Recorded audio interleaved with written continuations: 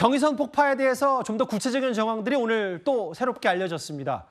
현대식 장비가 아니라 북한군이 삽과 곡괭이로 이런 다이너마이트를 구덩이로 묻은 건데요. 먼저 우리 정부의 목소리 듣고 와서 자세한 얘기를 좀 해보겠습니다. 북한의 경의선, 동해선, 북측 구간 남북 연결도로 폭파는 남북 합의의 명백한 위반이며 이는 4년 전 남북 공동연락사무소를 하루아침에 일방적으로 폭파시켰던 행태를 다시 한번 보여준 것으로 북남 공동연락사무소가 6월 16일 14시 50분 요란한 폭음 속에 참혹하게 완전 파괴됐습니다. 역사적인 판문점 북남순회 회담의 성과물로 평가되어 왔지만 무명무능한 남조선 당국자들에 의하여 오늘날 쓸모없는 집으로 변해버렸습니다. 이게 지금 보면 불과 코앞에서 10m 앞에서 이제 폭탄을 터뜨려서 폭파쇼를 벌인 건데요. 이제 문성무 센터장님 여기 보면 현대식 장비가 아니라 뭐 드릴이나 뭐 어떤 여러 가지 것들이 아니라 삽과 곡괭이로 구덩이를 파두고 여기에 다이너마이트, TNT 폭약을 넣고 폭발을 시켰다는데 그럼 꽤 오랫동안 많은 북한 군인들이 준비를 한 셈이겠어요? 그럼요. 폭파하기 벌써 며칠 전부터 우리 군이 일거수일투족을 계속 파악을 하고 있었습니다. 북한군 총참모부가 이미 보도를 했었죠. 예. 그게 9일이었고요. 그 이후에 이런 움직임을 계속 우리 군이 포착을 했고 예. 보도를 했습니다. 폭발할 가능성. 그래서 오늘이라도 폭파할 수 있다 그랬는데 그날은 안 했고 다음 날 어제 이제 한 거거든요. 이게 지금 전 2002년 남북 실무회담 수석 대표를 하면서 예. 이 도로 철도도로 추진하는 과정에서 실제 역할을 했는데 잠시만요. 그러니까 문성무 센터장께서는 직접 이 지금 폭파된 도로를 밟아보신 경험이 있으신데요. 그럼요. 예. 여러 번 다녔고요. 실제 남북 합의에 의해서 만들어진 도로입니다. 예. 그러니까 그때 당시 공사를 할 때 예. 군사분계선 이남은 우리가 중장비를 동원해서 현대 장비로 빠른 속도로 작업을 하는데 북한은 저렇게 곡괭이 삽자루 들고 와가지고 작업하는 모습을 여러 차례 볼 수 있었거든요. 예. 벌써 세월이 얼마나 흘렀습니까? 20년 가까이 세월이 흘렀는데 20년이 넘게 지금 바뀐 게 없어요.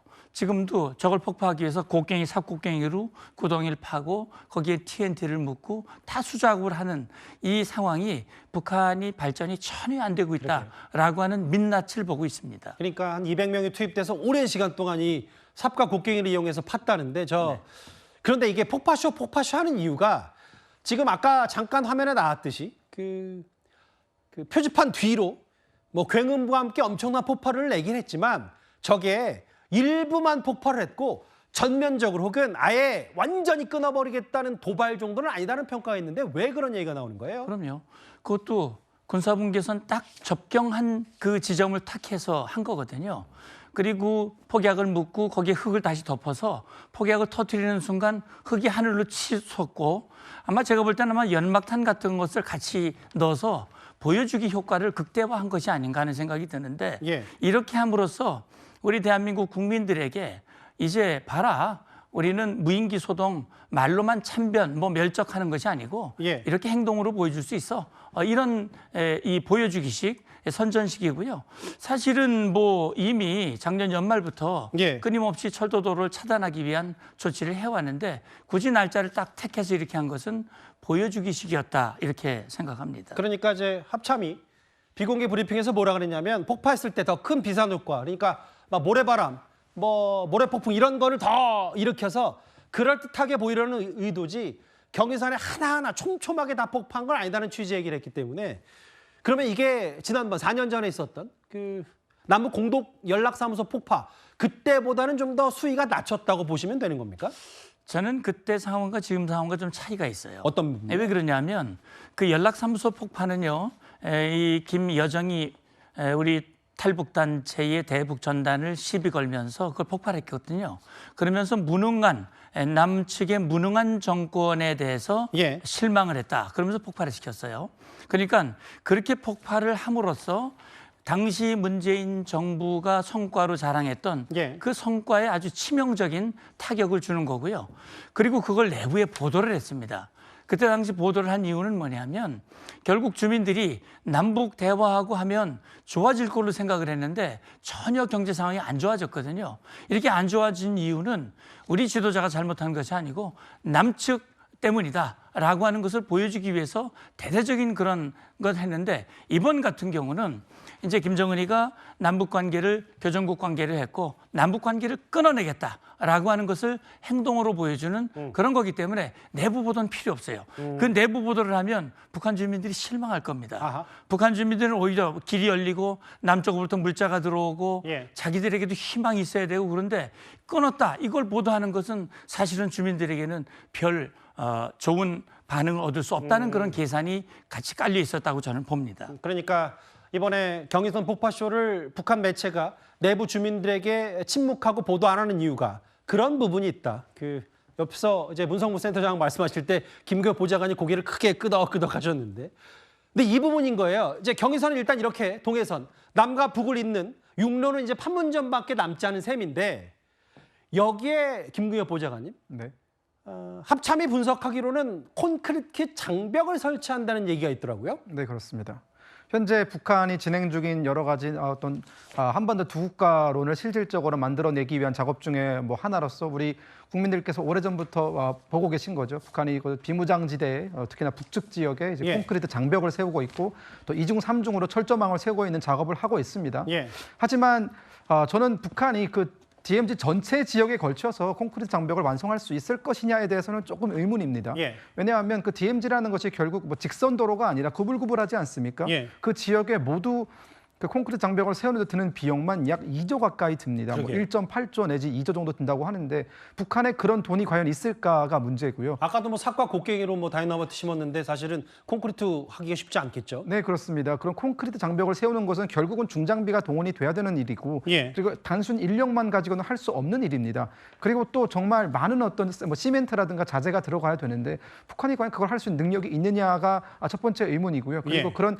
실효성에 대해서 과연 북한이 얼마나 느끼고 있을지에 대해서도 결국은 콘크리트 장벽을 만드는 것은 북한 내 내부 인원이 한국으로 넘어가지 못하게끔 하는 것 아닙니까? 그런 과정에서 또 지뢰도 매설하고 있고 뭐 한 몇 개월 전에는 그 지뢰를 매설하던 작업에 동원되었던 병사 한 명이 또 우리 쪽으로 넘어오지 않았습니까? 맞아요. 결국 지금 북한이 만들고 있는 북한이 하고 있는 모든 행위의 초점은 북한 사람들이 한국으로 넘어가는 것을 막아내기 위한 그런 어떤 조치다라고 저는 보고 있습니다. 그러니까 이 내부 결속용보다는 이걸 폭파 장면 촬영 인원을 포착하고 일절 보도하지 않는. 근데 이제 콘크리트 방벽 얘기, 장벽 얘기를 하셔서요, 문 센터장님. 이게 실제로 뭐 비용도 비용이지만 이들에게도 별로 경의선, 동해선 대신 콘크리트 장벽을 설치하는 게 지금 바로 당장 당면한 과제가 아니라는 겁니까? 약간의 이것도 액션으로 봐야 되는 거예요? 그런데 이제 아마 경의선, 일본 국도, 경의선 철도, 그다음에 7번 동쪽에 7번 국도, 동해선 철도 이 구간 이제 그것을 우리가 남북 간의 남북 관리 구역이라고 얘기를 했는데 예. 그 관리 구역이요 그대로 놔두기가 어려워요. 왜냐하면 그게 얼마 전에 동쪽으로 동쪽 철길 그쪽으로 북한 군인이 귀순을 했습니다. 예. 이걸 차단해야 되거든요. 그런 차원에서 봤을 때 뭐 군사분계선 전체 250km 가까이 되는 그 전체를 장벽을 세운다는 건 말이 되질 않고 예. 아마 일단 시범적으로 경의선과 동해선 이 폭파했던 이 지점에 예. 아마 장벽을 세울 겁니다. 거기에 장벽을 세우고 예. 부대를 주둔시킬 가능성이 있어요. 거기에 부대를 주둔시켜서 그쪽으로는 일체 북한 군인이든 주민이든 그 통로를 사용할 수 없도록 예. 그렇게 만들 겁니다. 그러니까 북한이 지금 전 전선에 보면 지난 봄부터 쭉 그 장벽, 지뢰 설치, 불모지 작업 이런 걸 전 전선에서 했거든요. 이거는 결국 우리 대한민국이 북으로 공격하는 걸 막기 위한 방어 조치가 아니라 예. 북에서 남으로 내려오는 걸 그러게요. 막기 위한 그런 일련의 조치라고 보시면 됩니다. 탈북을 막기 위한 조치다. 네. 그 한반도 위기상이 어찌됐건 북한의 여러 도발로 고조가 되고 있으니까 지금 미 대선을 앞둔 그리고 전직 대통령 트럼프 후보도 한마디 거들었습니다. 한번 그 얘기 듣고 와서 관련 얘기를 나눠보도록 하겠습니다. We have the worst trade deals all over the world. South Korea, they have a money machine. We protect them from North Korea. If I were there now, they'd be paying us $10 billion a year. It's a money machine, South Korea. 머니머신. 돈 나오는 기계. 한국 얘기는 저희가 잠시 뒤에 만나보기로 하는데 호준석 대변인, 그 트럼프 후보가 미국 현지에서 뭐라 그랬냐면 저 봐라. 북한이 저렇게 도발하는데 나만 저 문제를 해결할 수 있다. 마치 이제 한국의 한반도 안보 이슈를 기다렸다는 듯이 얘기를 하더라고요. 네. 트럼프 때 근데 크게 해결된 건 없었죠. 네. 그때도 뭐가 될 것처럼 했지만 예. 마지막에 이제 그 싱가포르 노딜, 하노이 노딜 뭐 하면서 결국은 이제 북한이 뭔가 이제 얻지 못했고 사실은 현명한 선택을 마지막에 한 것이죠. 그런데 이제 트럼프 전 대통령 측에서도 한국의 저런 그 본인에 대한 불안감을 불식시켜야 되겠다라는 그런 인식은 있는 것 같습니다. 그래서 예. 트럼프 측의 그 외교안보 참모들이 조현동 주미대사를 만나서 불안해하지 마라. 우리가 합리적인 한반도 정책 펼칠 것이다라는 이제 설명을 했다고 합니다. 예. 트럼프의 이제 저런 그 언사는 저게 새로운 것은 아니고 예. 늘 이제 저런 식으로 좀 이렇게 주목받으려고 하는 이제 그런 것들을 해왔기 때문에 예. 저거 자체가 뭐 실현될 가능성은 저는 없다고 생각하고요.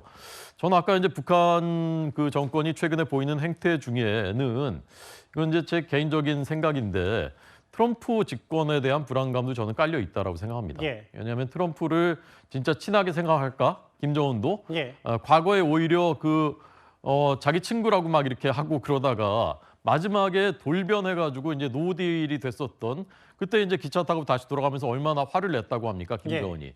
그래서 만약에 그랬을 때 오히려 트럼프가 더 극단적인 어떤 행동을 하거나 예측할 수 없는 그런 행동을 하지 않을까. 예. 북한 체제, 김정은 체제 위협이 되는 그런 우려도 깔려 있지 않은가 저는 그런 생각을 해봅니다. 그런 얘기를 하면서 이제 방위비를 더 엄청나게 올려받겠다. 주한미군 주둔 비용을. 다만 우리 정부는 뭐 이런 가정을 향한 혹은 이런 예상에 대한 반응은 하지 않겠다고 우리 정부도 잘라 말했는데요. 머니머신 아니냐. 13조를 받겠다라는 얘기까지. 지금 잠시 뒤에 저희 뉴스탑 때 후반부에 또 해리스 후보와의 박빙승부 관련 소식도 준비되어 있으니까 그때 다시 트럼프 후보 만나보겠습니다. 아까 트럼프 후보가 러시아 얘기도 했고 북한 얘기도 했지만 최근 러시아가 북한이 주장하고 있는 우리의 무인기 도발에 대해서 확실히 북한 편을 들고 있습니다. 그런데 이런 러시아가 군인이 없으니까 우크라이나에 주둔하는 북한군 3,000명 부대를 편성했다는 보도도 나왔습니다. 정규군 파견 문제는 러시아와 북한의 어떤 거의 군사 동맹에 버금가는 상호 러브 협약을 맺고 있기 때문에 추가 파병을 할 가능성이 매우 높다. 저희들은 이렇게 보고 있습니다. Розвиток служби зовнішньої розвідки та ГУР щодо намірів росіян на осінь-зиму – все доволі детально, фактично включення у війну Північної Кореї. 우크라이나의 보도를 제가 한번 직접 읽어보겠습니다. 북한이 러시아에 10,000명을 파병했고 이 가운데 3,000명 규모의 특별대대를 조직했다. 그런데 북한군 18명이 우크라이나 국경 인근에서 집단 탈영을 했다. 김금엽 보좌관님. 네. 일단 우크라이나 매체 얘기긴 한데 10,000명을 파병했다. 신빙성이 있다고 보세요? 저는 어느 정도 신빙성이 있다라고 보고 있고요. 그리고 북한군의 파병은 사실 러시아의 어떤 그 푸틴 대통령과 또 김정은 사이에 그런 자동 군사 개입 조항을 맺어지는 그 협정이 맺어지는 그 시점부터 사실 어느 정도는 기정사실화되어 있는 것이었고 이제 예. 그것이 사실로 드러나고 있다라고 저는 보고 있습니다. 예. 그런 항목 중에 우리가 중요하게 생각해야 되는 것이 두 국가 중에 하나라도 더 침공을 받게 된다면 즉각적인 군사 원조를 하게 되어 있는 그 항목 아닙니까? 예. 사실 그 항목은 우리 입장에서는 만약 한국과 북한 사이에 어떤 여러 가지 국지전이 일어나게 될 경우 러시아의 파병이나 이런 것들을 논의를 했지만 예. 그 반대편에는 러시아가 지금 전쟁을 하고 있기 때문에 북한군이 러시아가 싸우고 있는 그 전장에 파병될 가능성조차 열어놓은 것입니다. 예. 그렇기 때문에 그 협정이 맺어진 시점부터 사실 북한군의 파병은 어느 정도는 기정사실화된 어느 정도는 수순에 따른 것이다라고 저는 보고 있고요. 예. 그리고 10,000명 정도의 그 파병 인원이 다 전투 인원일 것이냐?